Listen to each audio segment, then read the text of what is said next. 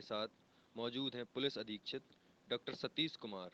जिन्होंने कहा कि जनपद में फैलाई जा रही जो भी जमातियों को लेकर खबरें हैं वो सारी बेबुनियाद हैं और अफवाहें हैं। कृपया करके अफवाहें न फैलाएं और जनपद में जो भी लोग भ्रम फैला रहे हैं कि जमाती मौजूद हैं उन पर कड़ी कार्रवाई की जाएगी। आइए चलते हैं एसपी साहब के पास। अफवाहों को लेके उन्होंने क्या कहा। इसमें जो रिपोर्ट आई है उसमें लोग जो हैं वो जमाती बताए गए हैं और हमारे द्वारा और जिलाधिकारी महोदय के द्वारा आज से 20 दिन पहले ही इन सब लोगों को वेरीफाई भी कर लिया गया था। ये 36 लोग जो हैं उनमें से 11 कोच में हैं, 11 कालपी में रोके गए, 14 कालपी में और 11 जालौन में रोके गए थे। कुल मिला के 36 लोग हैं जिनको संदिग्ध पाया गया था शुरुआत में जब तबलीगी जमात की रिपोर्ट आई थी। उसके बाद इन सभी का नंबर लिया गया सर्वेलेंस पे, सभी से वार्ता की गई और पूछताछ के बाद और हमारी जो जांच थी उसमें यह निकल के आया कि ये सभी लोग 1 मार्च के बाद मरकज़ निज़ामुद्दीन की जो तबलीगी जमात है उसमें ये नहीं गए थे और इन लोगों का लोकेशन कानपुर, झांसी एवं अन्य जनपदों एवं जालौन में आया और इन लोगों का दिल्ली के मरकज़ निज़ामुद्दीन से कोई लेना देना नहीं था। उसके बाद भी क्योंकि जमात के थे तो इस कारण से हमने इन लोगों को क्वारंटाइन में किया और उस क्वारंटाइन के 14 दिन भी इनके पूरे हो गए। उसके पहले इनका मेडिकल कराया गया था, क्वारंटाइन के बाद भी इनका मेडिकल कराया गया।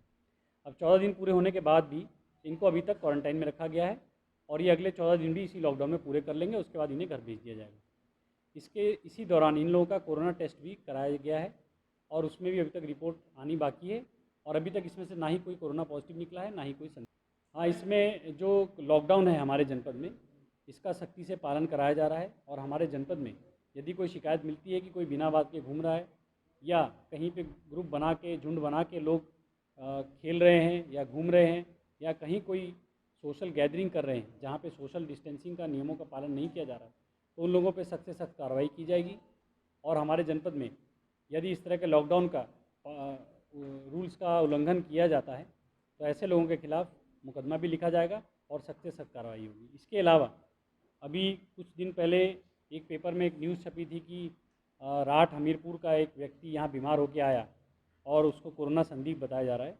जबकि ऐसी कोई बात नहीं थी। ना ही उसमें कोई कोरोना वायरस का संक्रमण पाया गया, ना उसके परिवारजनों में पाया गया और उनकी मृत्यु स्वाभाविक कारणों से हुई है। लेकिन इस तरह की भ्रामक अफवाहें फैलाने पे जो कि मनगढ़ंत अफवाहें हैं,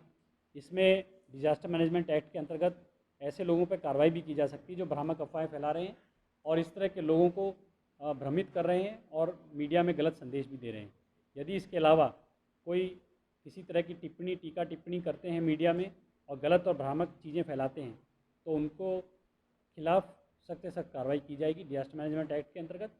धारा 188 और एपिडेमिक एक्ट के अंतर्गत एवं अन्य धाराएं जो आईपीसी की हैं, जिसमें धारा 505(3), 195A और 253A धारा के आईपीसी के अंतर्गत भी कार्रवाई की जाएगी।